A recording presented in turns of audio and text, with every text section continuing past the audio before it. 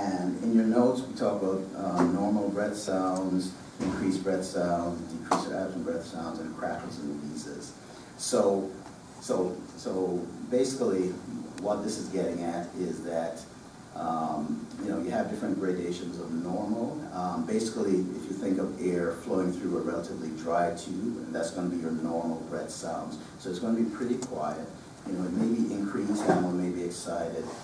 Decrease or absent, well, it's alive, so it is breathing, but it's very, very quiet. Okay, so that would be normal. But the abnormal breath sounds that we talk about are going to be crackles and wheezes. Okay, so you remember we spoke about crackles, or we tried to think about crackles as the sound of air, going through a partially fluid-filled tube, whereas wheezes is the sound of air going through a narrow tube. So in both cases, you have inflammation of the respiratory passages. In one case, you have more fluid. In one case, you have more narrowing, but both would be abnormal. Okay. Pleural friction rubs, somewhat rare in ruminants to be able to appreciate pleural friction rubs. They have to really have a severe pleuritis for you to hear that. This is a very important note right here. That's why it's in bold, underlined. It means it's important, right? So I can't stress this enough. I should probably put it all in bold caps or something. But in ruminants, they can actually have very, very severe pneumonia, and then you auscultate them and you don't hear any abnormalities. Just be aware of that. Keep that in the back of your mind. If you're presented with a cow or a goat that's obviously sick, right? It's losing weight, it's not interested in eating, it's febrile, you suspect it has a pneumonia, but then when you auscultate the lungs, you don't hear any crackles, you don't hear any wheezes. Just keep in mind that in ruminants, significant pulmonary disease can be present without any auscultable abnormality. It's just a function of their anatomy. Remember when we were in the pasture, we saw their relatively small lungs for their large body size. So the lungs are relatively small. They're deep in the chest cavity, and the tendency in ruminants is for them to wall off infections. So they might have walled off the area of lung that's infected or that has pneumonia. So when you auscultate the animals, you don't hear anything obvious. So just bear this in mind, that they could have significant pulmonary disease without you being able to hear anything. So that would mean that you would want to apply some further diagnostic testing to make sure that they did, in fact, have a pneumonia or not have pneumonia. All right. So there are some further diagnostic tests that you can apply. As with everything, when we're talking about ruminants, talking about food animals, so there's an economic aspect to what you can test them for or what diagnostic tests you can apply to them, right? So all these diagnostic tests under cytology and culture are going to cost money, right? And everything under radiology is going to cost money as well. So a lot of times the owner may not want you or may not be able to afford for you to do these further diagnostic tests, but just be aware that they are available, and you can at least present them to the owner as something that you would like to do to help you come up with a definitive diagnosis and to rule out various diseases. So rule out. So I noticed in the last exam that I think maybe 6 out of 60 or 6 out of 59 people weren't clear about what I meant by rule outs. So rule outs are differentials. Okay, so differentials. So basically, you're considering different diseases, differential diseases, or your differential diagnosis, or rule out. So all those are synonyms, meaning the same thing. So just for everybody to be on the same page. So when I talk about rule outs, I'm referring to different possibilities or different diseases that the animal could have, or differentials. All right, so on to cytology and culture. Transtracheal wash. You guys have seen, have any of you seen this performed? You can just start to go into clinics. So transtracheal wash, basically you perform it the same in all species. You're just going to shave an area over the trachea. You're going to scrub it and put a lead of lidocaine and then do a stab incision, and then you're going to pass a thin polyethylene tubing down through that hole, and then you're gonna inject saline, and then you're gonna aspirate saline. So that's described in your notes. The thing about the transtracheal aspirate is that it is a good diagnostic test. Some people will ask whether we should do the transtracheal aspirate or bronchoalveolar lavage. You pretty much get similar results from both of these. I'll show you in a second or so some advantages and disadvantages of doing either one of these. But both of them will give you pretty reasonable samples for you to submit. But there are certain advantages and disadvantages.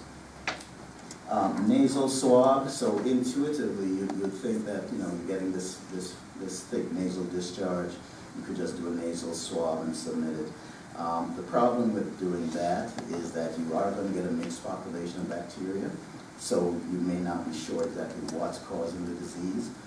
If we suspect a viral disease like IBR, infectious bovine rhinotracheitis, then yeah, we can do viral cultures and isolate different viruses. But I guess the take-home message here is that nasal swab. The big drawback with nasal swab is that you're going to get a lot of different bacteria in the nasal passages, so you may not be able to come up with a definitive diagnosis. Sinusentesis, when we talk about the sinusitis, we'll talk more about sinusentesis, and certainly if you suspect that the animal has a sinusitis and you're able to appreciate that dull resonance, maybe on radiographs, you're able to appreciate that there was a space for lesion there, then yeah, sinusentesis will be indicated. And we'll talk about that when we talk about sinusitis. And lung biopsy, I'll show you an article about that in a minute. Yes, we can perform lung biopsies, but we don't do a lot of them. But I'll show you that in a minute. Radiographs, again, this is going to depend on the size of the animal. So, so an adult cow, for example, the cranial lung field is going to tend to be obscured. What time is it? All right.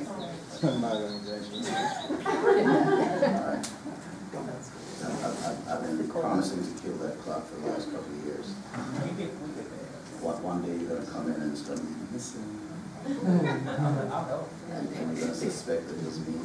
Probably will be me. Dr. McKenzie? Yes, ma'am. You said which animal is the cranial lung field obscured? Oh, so yeah, so I was about to make my grand point that in adult cattle, so you guys remember when we were in the pasture, you saw that big triceps muscle, so it's going to tend to obscure the cranial lung field.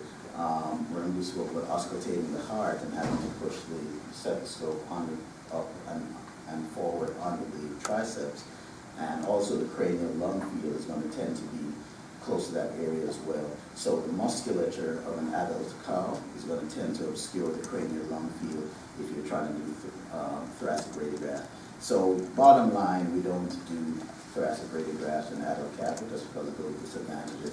But certainly in neonatal animals or in goats or sheep, we can do radiographs of the thorax. Another note here, so another thing of importance, capital letters, underlined, pretty important. Ruminants, especially calves, may have a well-developed lung interstitium, which must not be confused with interstitial pneumonia. So this is something that you will appreciate. Hopefully you'll see a few radiographs done of goats, for example, So I said especially calves, but calves and goats, if you do thoracic radiographs on them, you will immediately interpret it as an interstitial pneumonia, just because they have a very well-developed interstitium. So it looks like an interstitial pneumonia, but it may not be. So that's an important thing to note. All right.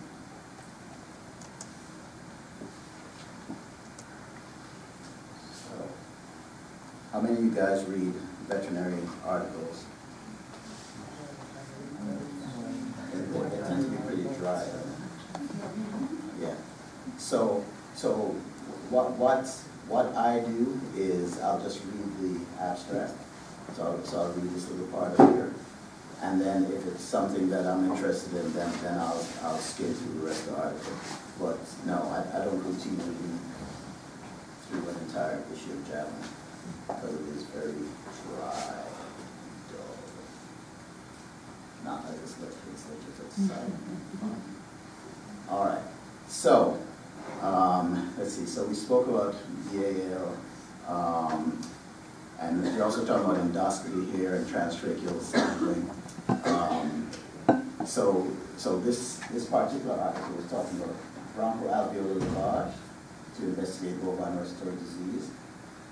So just to point out a couple of advantages, disadvantages that you will be tested on in him. So advantages, disadvantages. So you can accurately position the BAL in the bronchial, the apical lobes of the lung. So just because of the anatomy of the lung in bovine, you're passing this BAL tube blindly, and then it stops. And where it stops is going to be the apical lobes of the lung, basically your caudal lung lobes. Okay. So you can be assured when you blindly pass it, and then it stops, you're in the caudal lung lobe. So if your disease was in the caudal lung lobe, then yes, you're going to get a good sample from that area. It is a little expensive, the equipment. Not that expensive, but if you're listing advantages and disadvantages, the advantage is that you can accurately place the tube in the caudal lung lobe. Disadvantage, expensive equipment. So that's BAL. With transtracheal aspirate, so transtracheal sampling requires surgical preparation, so that's a disadvantage. An advantage is that it does ensure the samples are collected without contamination from the upper respiratory tract. Because when you're passing the BAL tube, as you can imagine, or as you can visualize, you're passing through the upper respiratory as you journey to the lungs, right? So that's a disadvantage. You may be picking up some bacteria as you pass the tube through the nose, through the sinuses, etc. So that's a disadvantage. So your transtracheal aspirate removes that disadvantage by allowing you to go directly through the trachea.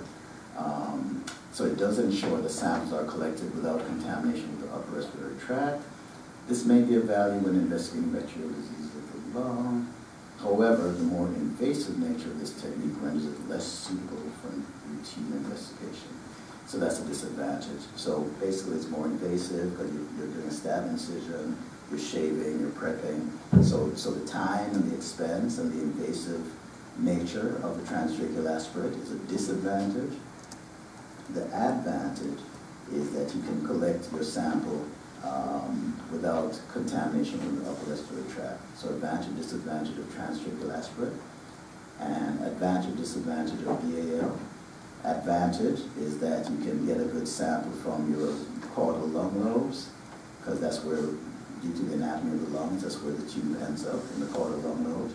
The disadvantage that they say is that it's expensive. It's not really that expensive, it's just a plastic tube. But if you're listing advantages, advantages and disadvantages, then one disadvantage would be relative expense of the procedure. All right?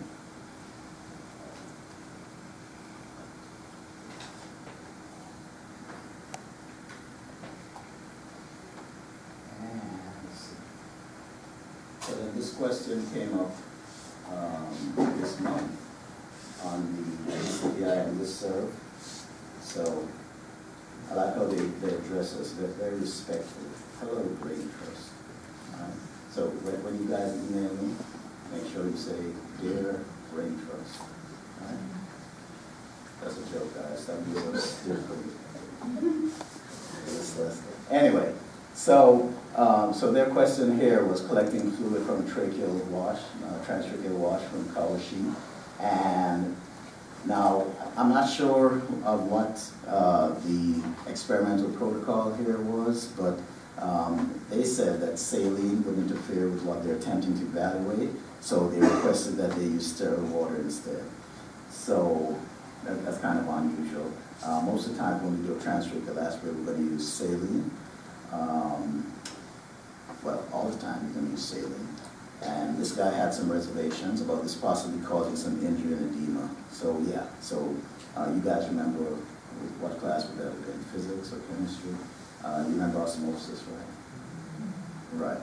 So the reason we use a balanced electrolyte or saline solution is to prevent fluid leaking via osmosis of the cells when you're doing transtracheal aspirate.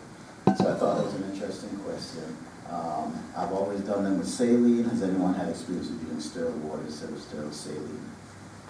And let's see.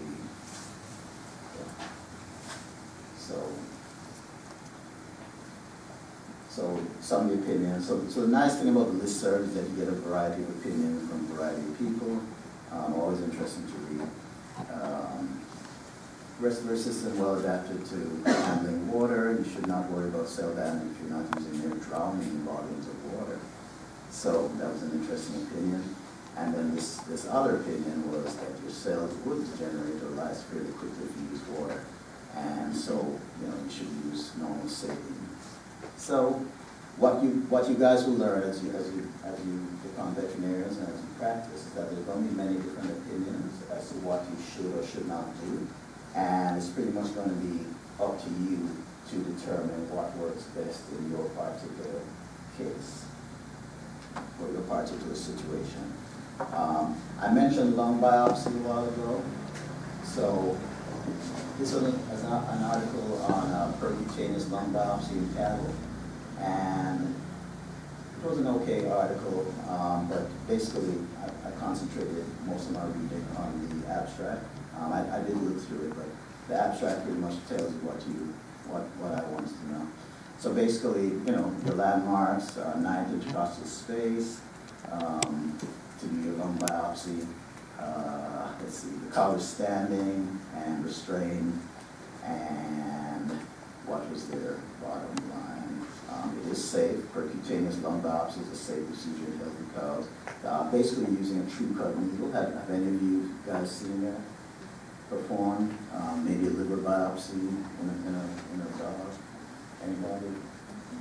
A few of you have seen it done. So basically, it's a true cut needle. So it comes in a kit and it's ready to use. All you need to know is that it works. It's a biopsy instrument. And let's see. So 48 out of 50 cows, it was successfully done. So you're pretty much doing it blind, and you know the lung is there. You count backwards. They have 13 ribs, so 13, 12, 11, 10, 9. So your 9th intercostal space, stick it blind, and in 48 out of 50 cows, they got a sample. So it does work. The reason we don't routinely do it is because it is invasive, obviously, sticking a needle through the chest of a cow. And usually you can get the results that you want by something less invasive, like a BAL or even a transtracheal aspirate will give you the cytology and culture results that you're looking for if you suspect the cow has pneumonia. But just to keep in the back of your mind, a percutaneous lung biopsy is safe, and it will give you a diagnostic sample. It's just that there are other less invasive methods to use to investigate what bacteria may be present in the lungs.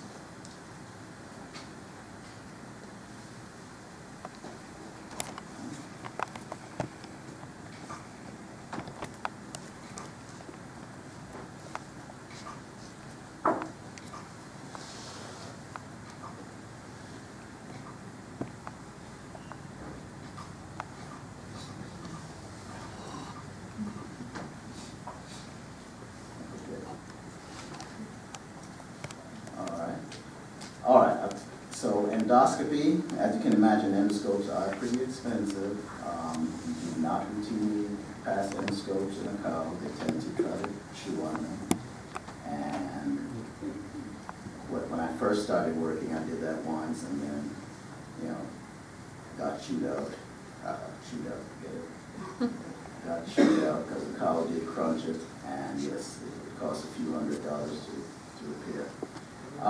Some things that you'll notice if you do perform endoscopy in a cow is that their larynx is pretty small.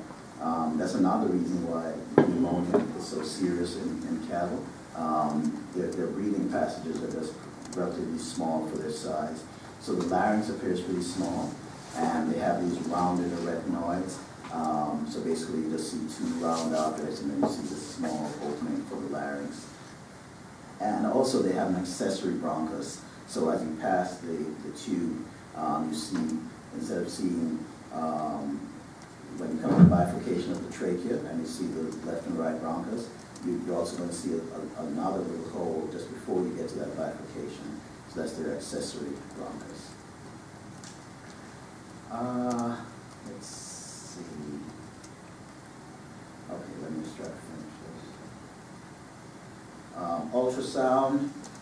Again, advantages, disadvantages of ultrasound is that it's only going to give you some good diagnostic results, some good images, if the lesion is close to the body wall or fluid has accumulated for you to get that good reflection of the sound